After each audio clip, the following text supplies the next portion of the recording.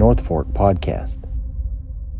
Hello and welcome to the North Fork podcast, the podcast where we talk about bullets, ballistics, rifles and all things hunting. My name is Eric Wallen and I'm going to be your host. First of all, a full disclosure, I am a partner in North Fork and I hunt exclusively with our bullets. Since this is the first podcast, I thought I would take the opportunity to thank you all for listening in, and I hope you enjoyed the show.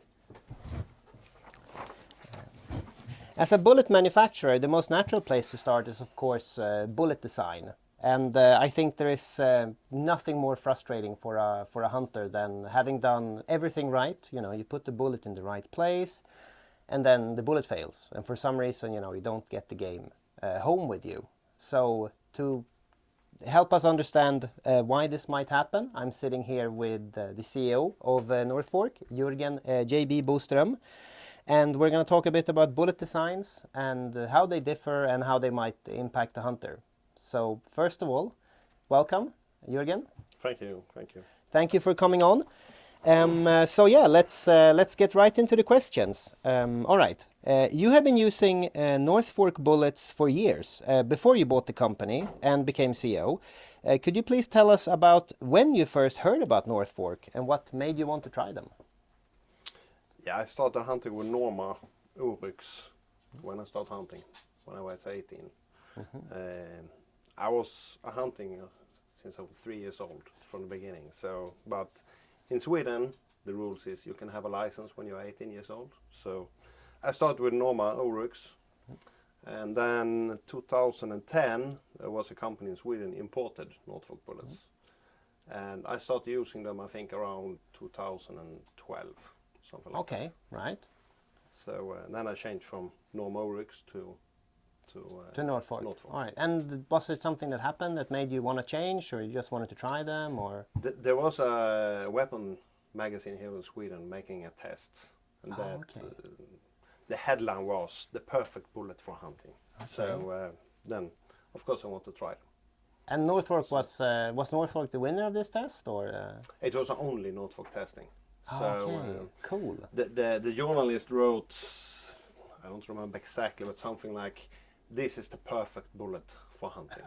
Sweet. So, all right. I bought the paper a couple of years ago. Just need to find it again and read it. Yeah, totally. I would love to see that. Yeah. That was way before my time. I haven't read that, but the perfect bullet for hunting. Yeah, makes sense. Yeah. Okay, so that made you switch over to North Fork, and you've been using them ever since? Yeah, I used them since that, and then 2016, the former importer quit importing the bullets, so I sent an email to the former owner of North Fork and asked if it's possible that I import them instead here to Scandinavia then. And so 2018 I started a company and I bought North Fork bullets. Yeah. And then I think, was it 2020 that you bought? Yeah, we imported. We get 3 deliveries from the US when I manufactured there, and then 2019 I have a larger order coming in, and it never came. I called them and asked what's happening, and they said, "Oh, we want to shut down the factory." So then me and my wife stand and okay, should we just quit everything or should we do something? So I asked them if it's possible to buy the company. And in the end of 2019, the business was closed, and we started a license history, and that was a discussion. With the Swedish authorities. Yeah, that's always fun. And the US also for the export license. Oh, yeah. I think we used like 5-6 months to close all the different licenses. Okay. And so the last April 2020, in the middle of the Corona pandemic, the company or the container come to Sweden. So we just... The container with all of the production equipment and all of the things. The machines and in the middle of the pandemic too. Yeah. Certainly a lot going on. And the former owner should come to Sweden. Oh yeah. And teach us how to start up the company, Yeah. or the business. But he couldn't come, so we started everything with a cell phone and a WhatsApp call. Nice. And he lives in Oregon, 9 hours time difference from Sweden. So around 5 in the afternoon, we start talking with him in our WhatsApp, and we finish around 12 in the night. Yeah. Wow, And, what an undertaking. Yeah. It certainly shows your dedication to the bullets, if nothing else. Yeah, you can say that. You can say that. Yeah, so you couldn't let the bullets go away. They wanted to shut down production in Oregon, was it, at that time? Yeah. And you thought, no, we need to keep Northfork going. So, Yeah. and you stepped up and... Yeah, we stepped up. We Yeah, take yeah. it here to Sweden, learn how to produce it in the same way Yeah. as before, and Yeah. increase the production. Because from the beginning I thought, yeah, now we have the machines, we can run so much, we have bullets in stock. But the problem we have had is that we sell always more than we can produce. Yeah, that's a So, good thing though, right? Yeah, it's a good thing, but also a little bit stressful. So, Yeah, so obviously. therefore we increased the production. Last year around 10 times from original. So Yeah, and I think we want to keep doing that, right? The yeah, plan is of to course. keep increasing we want production. to increase more Yeah. and more automation around, because when we bought it, it was more or less only manual work. Right. Yeah, with So- the manual press, for example. Manual press, manual swag, manual everything with lead, manual washing. Yeah. So everything was So you could except say, the lathe, you can say like that. Okay. So you could say that Northfork bullets are truly handmade. They are truly handmade. Nice. And manual quality, we check every bullet manual Yeah, before packing. amazing. Yeah, I think if I was a hunter, I mean, I am a hunter buying bullets, and to me that sounds pretty good, Yeah, right? yeah. The best. Yeah, the best, right? Yeah. Amazing. Okay, what an interesting story about how you and your wife. I should mention that. Your wife Katarina was with you in all this, and you guys were running the company, just the two of you, for a while. Yeah, the first years. Yeah. So 7 days a week. 20 hours a day. Yeah, 20. 7 days a week. At least 15 hours a day. Yeah. I can say that. Yeah. And from beginning, we manufacture around 200 to 500 bullets a day. Okay. And what's it now? Now we're up in 2,500. Okay. And that's going to increase. That is also Further, going to yeah. increase now. Okay, so that's a bit about the history of Northfork. So I wanted to ask you, what has been your experience with different types of bullets? You mentioned a normal bullet earlier, but I think you've hunted with other types of bullets too. Could you tell us a little bit about your experience with different types of bullets? Yeah, I tried different bullets through the years. I have one not so good story from this summer. I was down in South Africa hunting. We didn't have any Northfork bullets, so I just borrowed some PMP bullets. We see a really nice Impala Ram. Take a shot around 125 meters, something like that. Walk after that for 9 hours. We didn't find that. So you never found it? No. So what happened? Probably it stand a quarter away a little bit from me. I shot it, and probably the bullet just hit the bones and then deflect out and never go into the vital organs. So this is one of the problems if you have a bullet that's too soft, essentially, right? It can fail to reach the vitals. Yeah. I really apologize for the pH, and I said probably I hunt too much with the Northfork bullets, because if you shoot for our bullets, I know they don't deflect in the bone. So I promise, I hit it in the right place. Yeah. Trust me. Yeah. He just looked at me and said, "Where you shot it?" I shot it in the middle, in the middle of the lungs. Yeah. And he just, okay, then we found it, and we just walk, and it's. You had a trail or something you were following, or? Yeah, it was a little bit blood sometimes. Oh, okay. And the tracker is like, they found a blood from a small needle head. They found it just walking into the bush. So they are really, really good, but we couldn't find the animal. Yeah, what a shame. Yeah. So unfortunate. And that's the last thing you want to happen if you're a hunter. Yeah, what of course. Yeah. And now I was down there hunting for a couple of animals, but if you go there, you see your dream, and if it's an impala or a buffalo or whatever, and you shoot and you don't get it, it's totally catastrophe. So. Yeah, absolutely. And I've been a client on professional hunts. And you're quite nervous as the client. You know, you kind of want to perform for the pH, and if you don't, I was really ashamed after that shot, I can say. Yeah, I can imagine, man. You just shoot, and he look at you and say, "Okay, you're not a good shooter or what's happening here, Yeah. because the animals run away. But that is really clear if you use a good bullet or Yeah. or a less good bullet, if Yeah, you say yeah. like that. Yeah. And especially I think in Africa, it's the bar is set a bit higher, right? That's what I Yeah, keep the hearing. bone structure is much harder Yeah. in the animals. And you see also the animals, because they have a little bit more predators hunting them. Oh yeah, of course. If you take Scandinavian animals and put a lion after them, I don't think it will last so long. Wouldn't do so well. Yeah. Probably not. So, Yeah, I see what you mean. Yeah, so there's more competition Yeah. down there, and for the animals. And I think Cape Buffalo, isn't that a perfect example of this?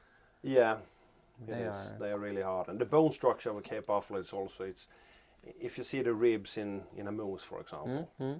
it's somewhere is no ribs. Yeah, But for a yeah, Cape I've heard Buffalo, this. Yeah, I've heard they this. overlapping each other, so you always have some bone structure you need to push through. Yeah, it's like they're armored, So, right? yeah, Like, yeah. yeah, So therefore you need a bullet with more penetration. yeah, yeah. And you can see that also in YouTube clips. Uh-huh. People is shooting like 14, 15 shots in a buffalo and they're still running. Yeah, that's kind of crazy. Yeah. So It's, you need to have something going in. Of course, they're really hard anyway. So even if you're coming into the vitals, they run pretty far. Yeah. But if you don't have a good bullet, then they run far. Yeah, and you might never find them, No. or they might charge you, or something. Yeah, like that they as well. charge you. Yeah. So So yeah. 1,000 kilograms coming at it. It's therefore you see the PH have larger rifles. They don't Yeah. use a 308. No, they don't have a So- 308. They have a 505 or Yeah. something like that. Yeah, Yeah. for sure. Yeah. I think hunting here in Sweden, we're a bit worried about hogs, right? The European boar. Yeah. We're a bit worried about them charging us. Yeah. So But imagine they are pretty mean also. They are, absolutely. As shouldn't trifle with them. Yeah. But I think compared to a buffalo, they're Oh, they're a it's bit difference. smaller. Yeah. So It is. yeah. So it's important to use the right bullet. You have to put the right bullet in the right place. That's sort Yeah. of the essence of hunting, right? Yeah. And not only do you have to be a good shot, you also need tools that are able to do the job. Yeah, of So, course. yeah. Of course. That makes sense. Many people say, "Oh, I want a soft bullet," but if you have a soft bullet and they don't penetrate the bones, you don't come into Yeah, the vital organs. Then exactly. you don't have any animal down. Yeah. So this is actually the next question. So I hear sometimes, and I know that the hunters sometimes say that they want a soft bullet that will fragment and leave all of its energy inside of the game. Like, what do you think about this sort of thinking? yeah, I hear this also, especially with driven hunts. They go from Poland or something like that. But I have a really good example for a butcher here in Sweden. He have wild boar. He has a really big one, and he want to shoot that one because it grow a little bit too much. So he just have a really soft bullet, go out and shoot it, and it's just like standing there and said, "I give it 5 minutes and then I go in." So the big male going into the nest, he waits a couple of minutes, then a female come, go in, and this one is going out. And that was 5 minutes after the shot. And So he said- shot it, and it went into the nest. 5 Yeah. minutes passed, and then Yeah. it came out again. Like Came out again when the female go in. right. And he shot it in the head. Yeah. And he's a butcher, so he just cut it up and see what's happening here. Yeah. He have a really soft bullet, is going in, hit the shoulder, deflect out. He don't have any mark inside. It was a little bit blue mark here, like when you scratch yourself. Yeah, like a bruise. Yeah, like a bruise. So that's this crazy. one shot you if you come there. Yeah, So, that is nuts. Yeah, and there you can see an example. If you're going for a driven hunt in Poland, you have a really soft bullet because you want to leave the energy. Yeah, And exactly. we have been in Poland for 15 years, 1, 2, 3 times every year, and I don't think I have seen one wild boar coming, stop, and you have 90 degrees shoot angle. No. They always coming at you, from you, left, right, quarter away, and so on. So you need to have a bullet to penetrate, going into the vital organs. Otherwise, you don't get the animal. Yeah, exactly. Regardless of So, the angle, right? yeah, Because you're not always going to have that perfect 90-degree shot angle. I should say, if you have the perfect angle, Yeah. then you're really lucky.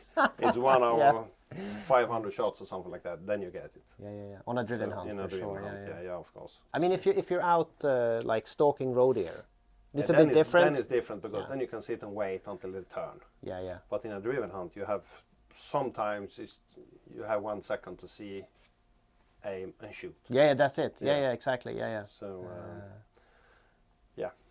then you need a bullet that penetrates. Yeah, it makes a lot of sense. Yeah. Absolutely.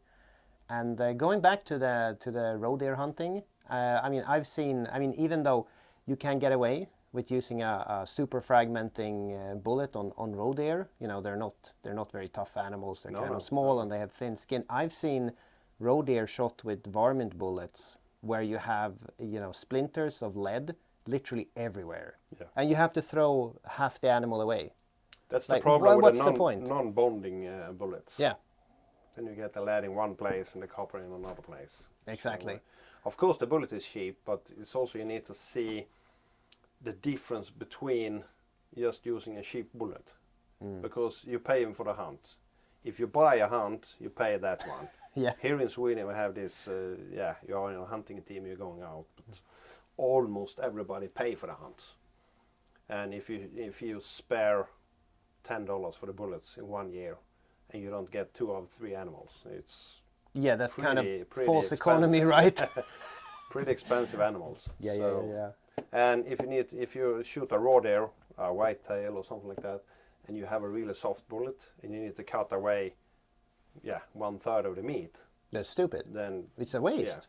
Yeah, especially if you paid for the hunt, you paid for the trophy, you paid for the meat, and certainly I think it's quite disrespectful to the animal as well. Yeah. I mean, it died for a reason, right? Yeah, You don't want to throw it all away.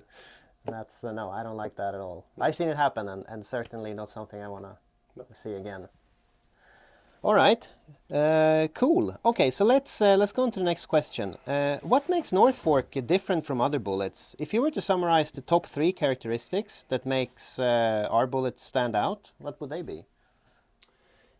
the manufacturing process of a North Fork is totally different from other bullets. Okay. We use a copper bar, so we have a solid copper bar in all of our bullets, including the SS. And yeah, we have some here, right? yeah, and we cut up one here. You can see it's around 20% lead in the SS bullets. You have a solid Yes, copper 20% shank. lead, right? Yeah. Yeah, something and like rest that. is copper, yeah? Yeah, and we have a solid copper shank. So the easiest way to explain for how they work is we want them to open as easy as possible. Right. They open down to the solid copper shank and then they stay there. Yeah, and I Therefore, think we can say it's all the bullets look the same. Don't matter if you take a really big one or you take the small 308, because they're coming down to the copper shank and then they stop there. Yeah, you can kind of, and for those listening to the podcast, we're looking at some bullets now, and you can clearly see that the copper shank is intact, and the lead cord frontal part has opened up in this very nice mushroom.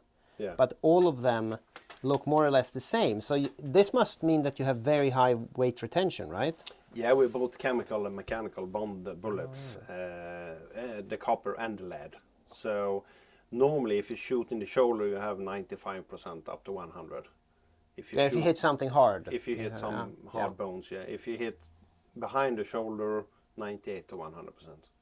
That's fantastic. So, So I think, yeah, you get both the expansion, the controlled expansion, and then the deep penetration, thanks to the bullet holding together and the copper shank, right? yeah, and the straight deep penetration. Yeah. Because even if you have an expand bullet here, you have the weight is in the front.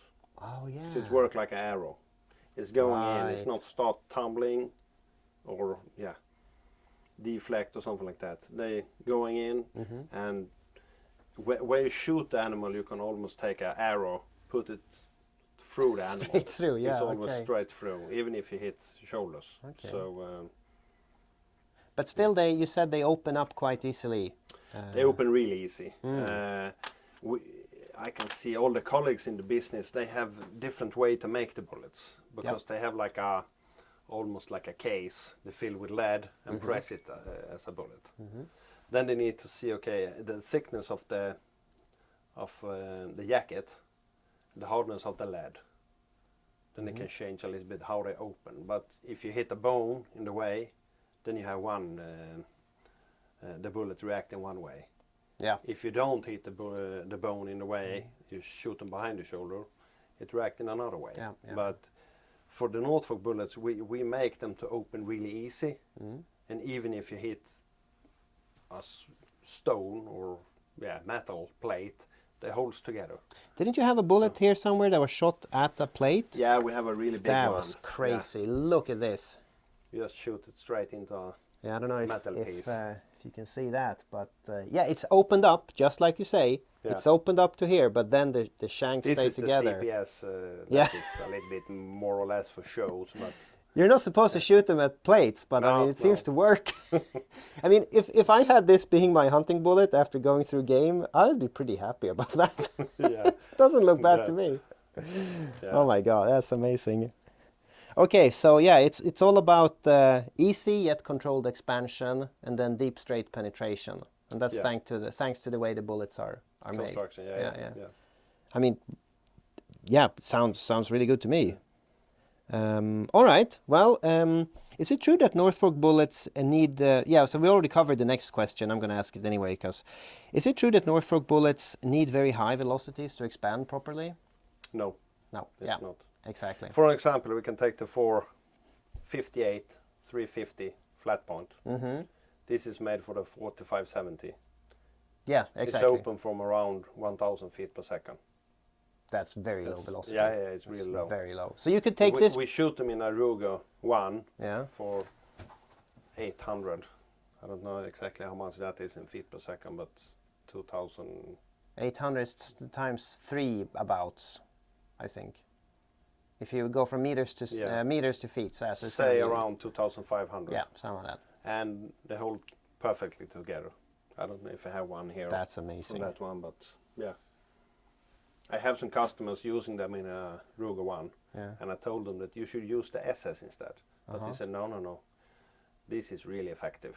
The hogs don't go anywhere. The moose I shot just dropped dead directly. So he really loved them. And that was chambered in 4570. Yeah. A Ruger 1 in Yeah. 4570, yeah. We manufacture them specially for that one.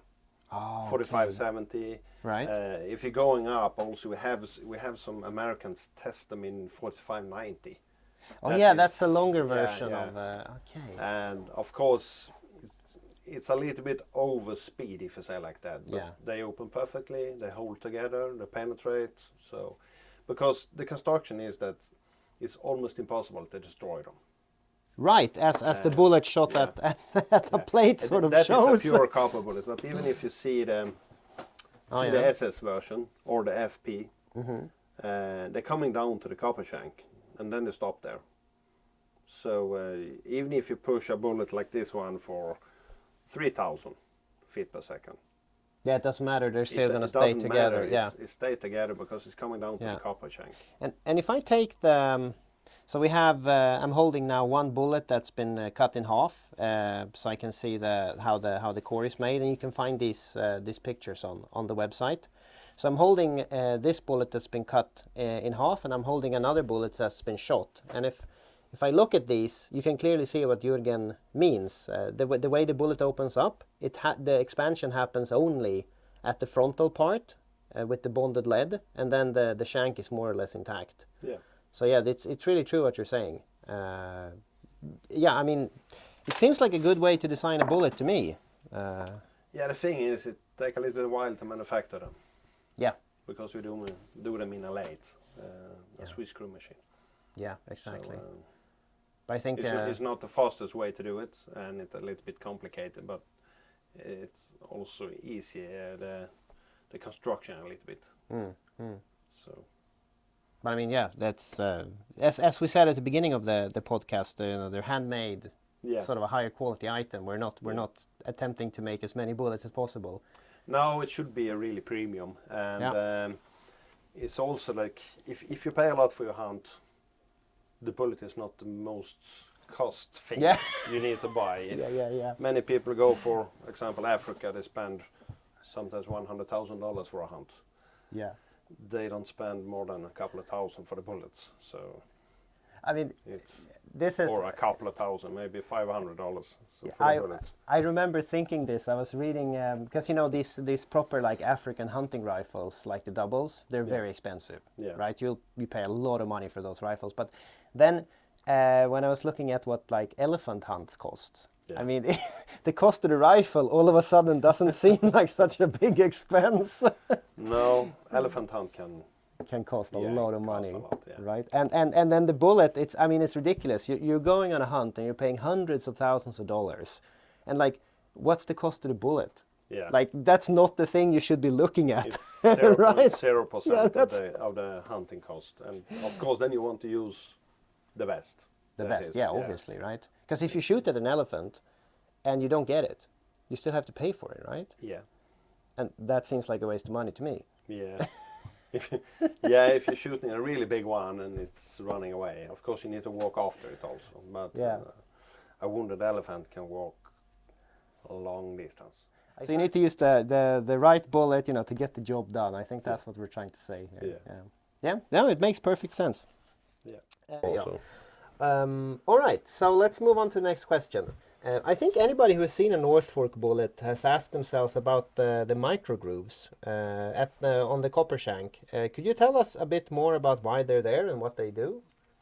Yeah, our SBT, smart band technology, it's the manufacturer of North Fork bullets from the beginning was Mr. Mike Brady, Yeah. engineer, really intelligent man.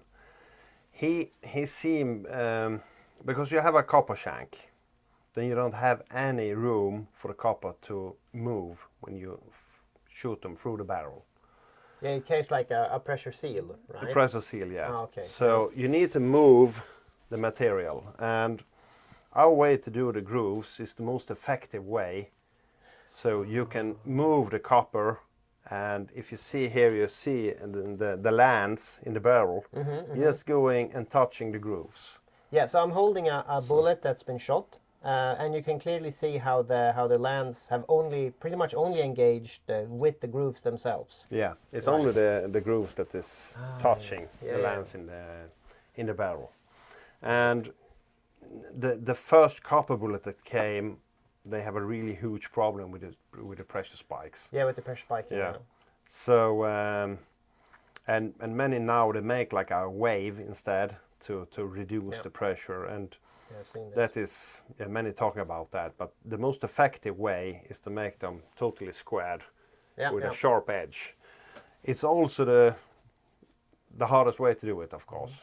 So, but if you want to do the best, you need to just do the best, and so this gives it takes the best some time result. extra just to make the grooves like this. Okay. So small, sharp edges, then to move the copper in a really nice way when you go through the barrel, and then you don't have these pressure spikes. So I talked to many custom reloaders the last years here now, and everyone say it's almost impossible to get really high pressure with North Fork bullets. Okay. Yeah. That's really cool. It's quite an achievement with a copper bullet. Yeah, that's it's really good. Yeah. All right. Well, okay. Interesting. Okay, so let's see. The next question. Could you tell us about the different bullets that North Fork makes, and if there's anyone you would like to recommend in particular? Yeah. Today we have 3 bullets with lead. We have the regular SS semi-spits. We have the percussion points where we weaken the mouth thickness, so it expand really easy. This we developed together with Dr. Kevin Robertson. Oh yeah. For felony like leopard, Felines, lions, like felines, leopard. Yeah. So the PP then it's an SS bullet, but you purposefully weakened the frontal part of the mantle. Yeah, we do that. So so they expand really easy. We make some tests with this one. It's almost when it's impact, it starts expanding. Starts expanding immediately. Yeah. Okay. But we also try this in African buffalo, and it penetrates almost and going through a buffalo. So the penetration is really good, even if it expands really easy. So it seems like it's going to have the performance of the SS bullet, but it's just going to open up quicker, right? It's Yeah, it's not yeah. going to go to pieces or anything No, like no, that. no, no. Yeah, The okay. construction is the same. So Yeah. so it stay together, penetrate, really Cool. deep, straight, and so this is we only make them from 375 and up. So I recommend this for the animals in Scandinavian animals, moose. Oh yeah, if you raw have deer, that caliber yeah. here, yeah, you might. In as the well US, use it's like a white-tailed mule deer, yeah. black bear, and all this kind of animals because it's open really easy. It penetrates, it don't stop for a hard Right, yeah. resistance or something like that. So it's actually very suited for thin-skinned game all over the world. Yeah, all over the game. Okay, The world. cool. Yeah. Cool. Yeah, but you need a 375. Yeah, or and up larger. for this one. All For the smaller caliber, we make them so they expand really easy anyway.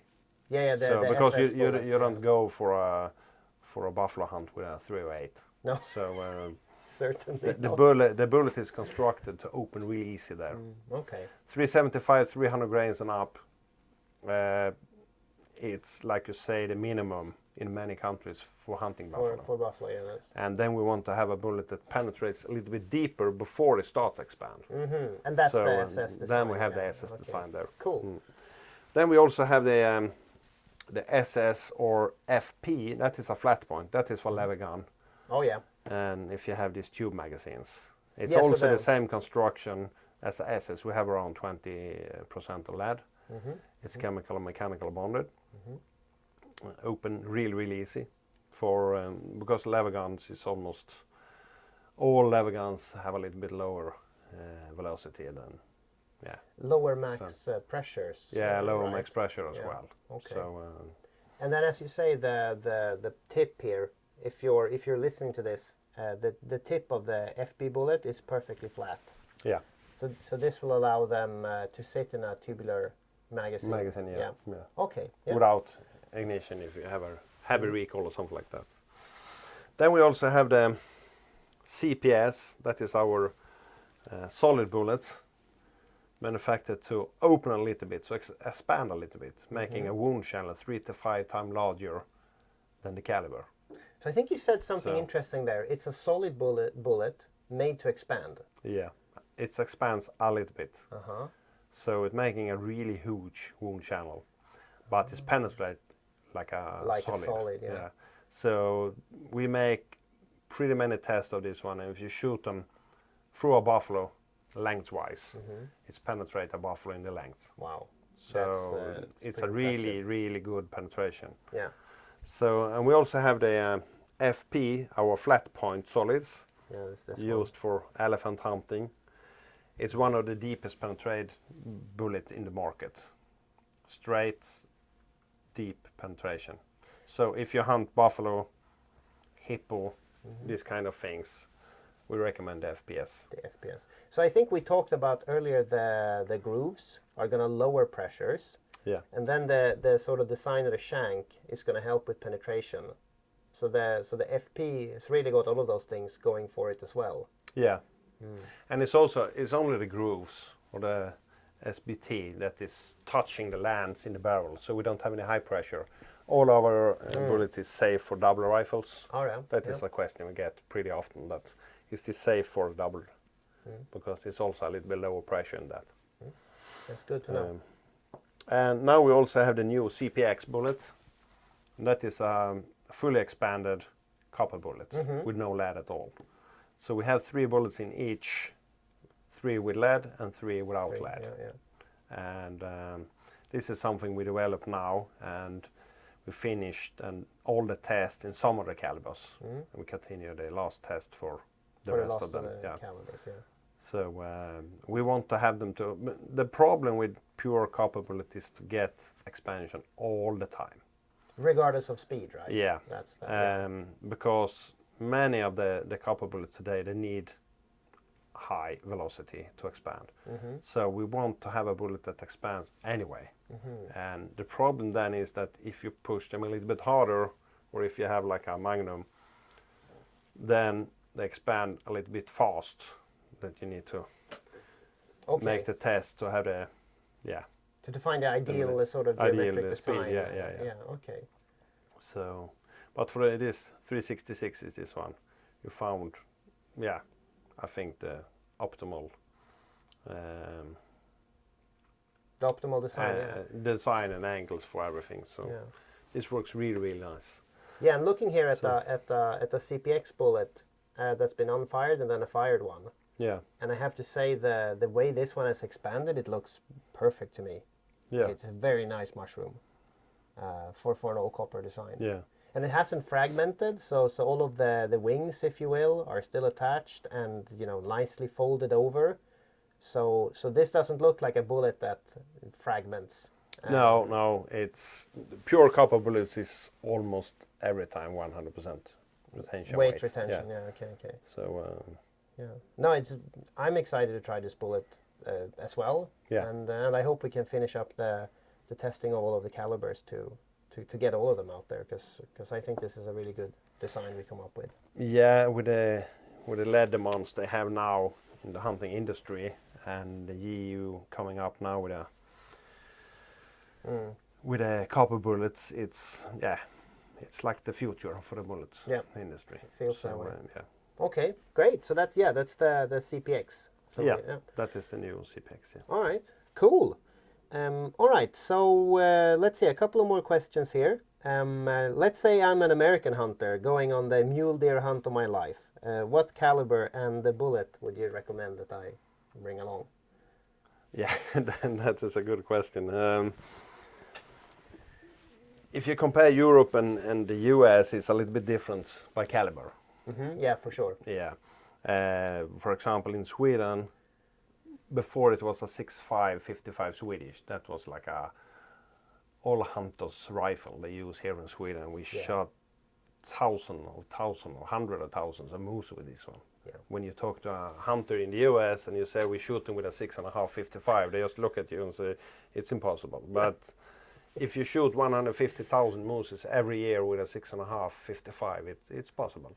Yeah, the proof is in the pudding, right? Yeah, it's a little bit like that. But it's also, if you use a smaller caliber, sometimes it destroys a little bit more meat than if you use a bigger one that is a little bit slower. So right. Okay. So because higher speed will generally cause more meat damage. Yeah. You Okay. can do it like that. So, but if I was in the US for a mule deer, I should probably use a 7mm Ram mag, 300 Win, 308 Winchester or something like that.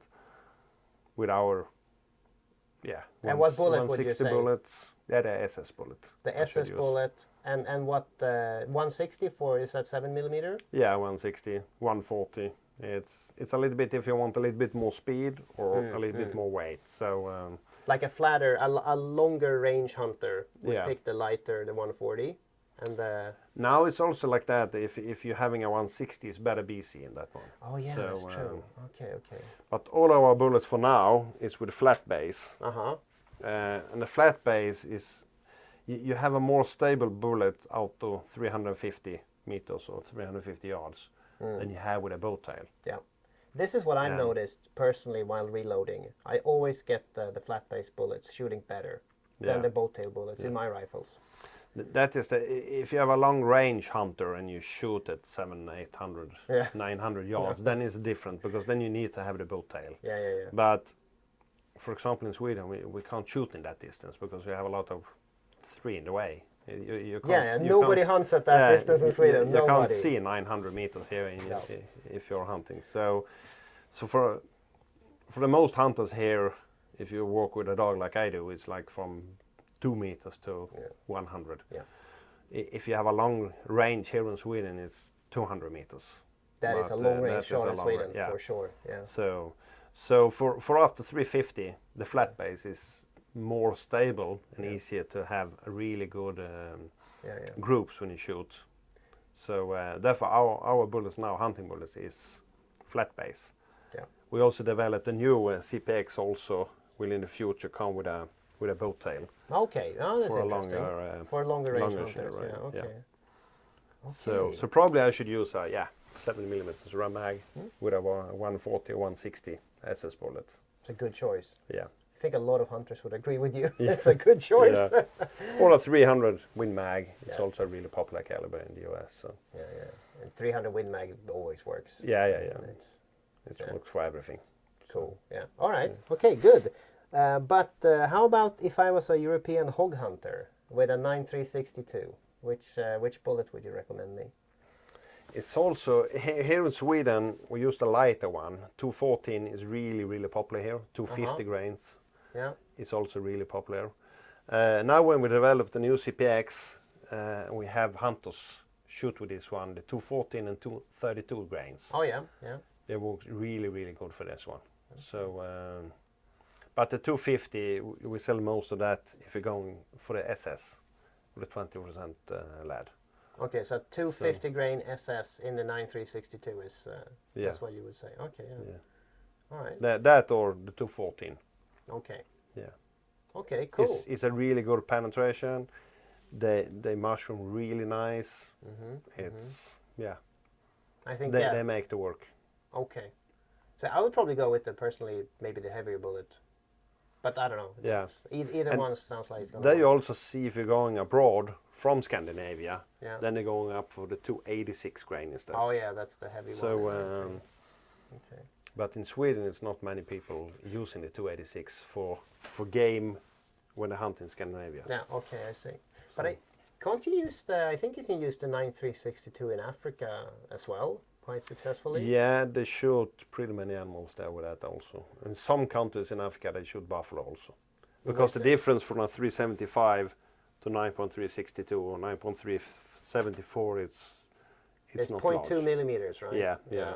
Okay. So there's almost nothing. And the penetration is also, if you have a good bullet, it's gonna penetrate. It's almost the same. But it's some countries, they have the rules, it needs to be a 375. Yep.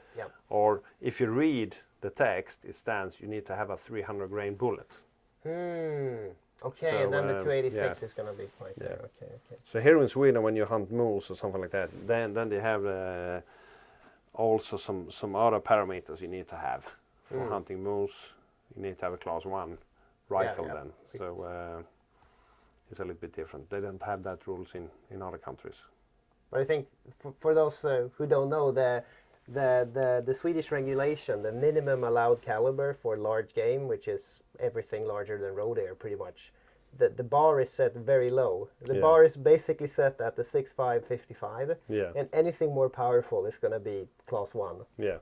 So yeah. But for the 6.5 55, you need to have almost a 160 grain bullet. Yeah, to reach exactly. To reach yeah, that's true. You can do it with a 140 also in the North Fork. I make some load for France, not a factory load for this one, because you need to push it a little bit. Yeah, it's a spicy load to get it's it. a little bit spicy. So you need to know how they take care of the gun. Yeah. Because we have a lot of old guns in the 6.5 55.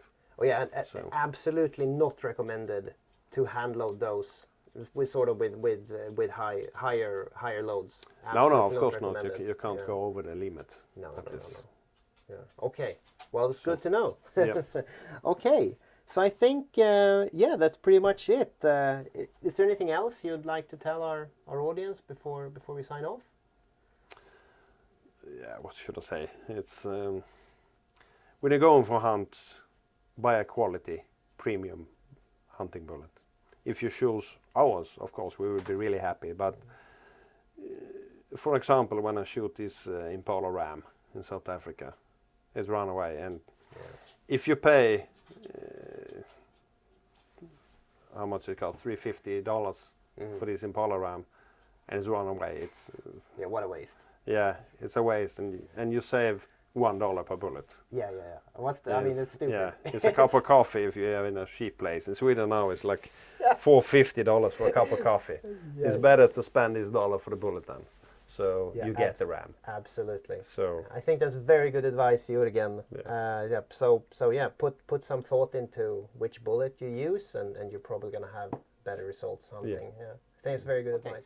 Yeah, I think that's all the questions I have. So I want to thank you a lot, Jürgen, for participating. I really enjoyed talking to you here, and I hope the listeners found it interesting as well. Yeah. So thank you so much. Thank you very much. Yeah.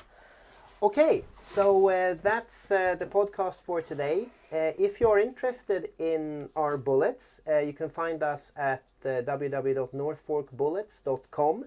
We have all the information about the products there and where to purchase them.